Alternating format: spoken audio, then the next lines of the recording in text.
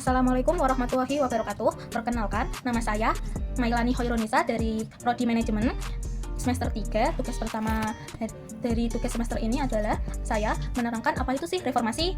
Reformasi adalah masa reformasi di Indonesia diawali berbagai peristiwa penting seperti demonstrasi besar-besaran mahasiswa yang memuncak pada tragedi Triskarti pada tanggal 12 Mei 1998 dan kerusakan pada bulan Mei 1998 yaitu dari tanggal 13 sampai 15 Mei 1998. Peristiwa-peristiwa ini mendorong mundurnya Presiden Soeharto pada tanggal 21 Mei 1998 diikuti dengan pelantikan Presiden B.J. Habibie sebagai presiden dan berbagai reformasi politik, hukum, serta ekonomi selanjutnya seperti pemilu multipartai pada tahun 1999 dan pemerintah presiden langsung. Dampak positif dari peristiwa reformasi membuka ruang untuk menjalin kerjasama dengan negara, yaitu kerjasama ini bisa dilakukan melalui hubungan bilateral hingga multilateral lewat lembaga internasional paling menguntungkan.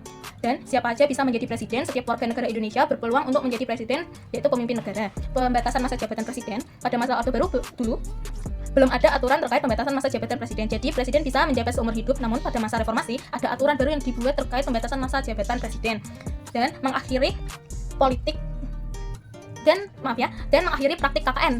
KKN yaitu korupsi, kolusi, dan nepotisme. Korupsi dan nepotisme yang terjadi di Indonesia menjadi semakin diperhatikan sejak masa reformasi ini. Hal ini diwujudkan dengan akhirnya praktik KKN yang menyederhanakan partai politik jika dengan pemerintah. Dan reformasi juga mempunyai nilai-nilai dari kandungan Pancasila. Yang tercermin dari peristiwa reformasi di Indonesia adalah semangat persatuan, rela berkorban, cinta tanah air, kerakyatan, dan kebersamaan untuk mewujudkan kemerdekaan. Berikut adalah nilai-nilai Pancasila tercermin dalam reformasi Indonesia. Yang pertama adalah ketuhanan yang Maha Esa, keyakinan dan ketakwaan kepada Tuhan yang Maha Esa menjadi dasar moral para pejuang dalam menghadapi penjajah. Para ulama dan tokoh agama turut membangkitkan semangat jihad pahlawan penjajahan, meyakini bahwa perjuangan kemerdekaan adalah bagian dari ibadah. Dan sila kedua, kemanusiaan yang adil dan beradab, menjunjung tinggi hak asasi manusia dan menjauhi sikap semena-mena terhadap sesama. Tindakan para pejuang yang melawan kemerdekaan dan penjajah menunjukkan bahwa mereka menolak perlakuan tidak adil dari penjajah. Dan ketiga, persatuan Indonesia, masyarakat seluruh rakyat Indonesia tanpa memandang perbedaan suku, agama, ras, golongan demi kepentingan nasional.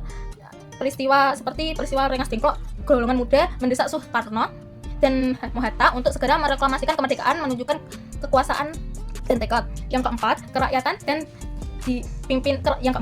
yang dipimpin oleh hikmat dalam kebijaksanaan dalam permusyawaratan dan perwakilan, mengutamakan musyawarah untuk mufakat dalam sikap pengambilan keputusan.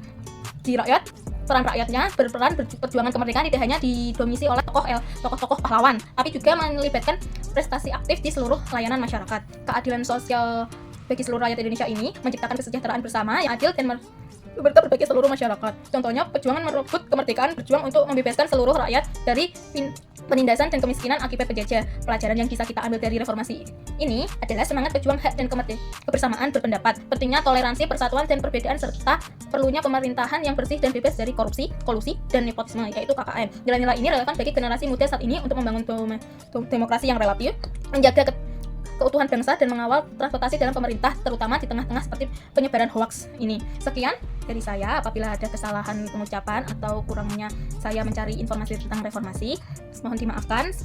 Wassalamualaikum warahmatullahi wabarakatuh.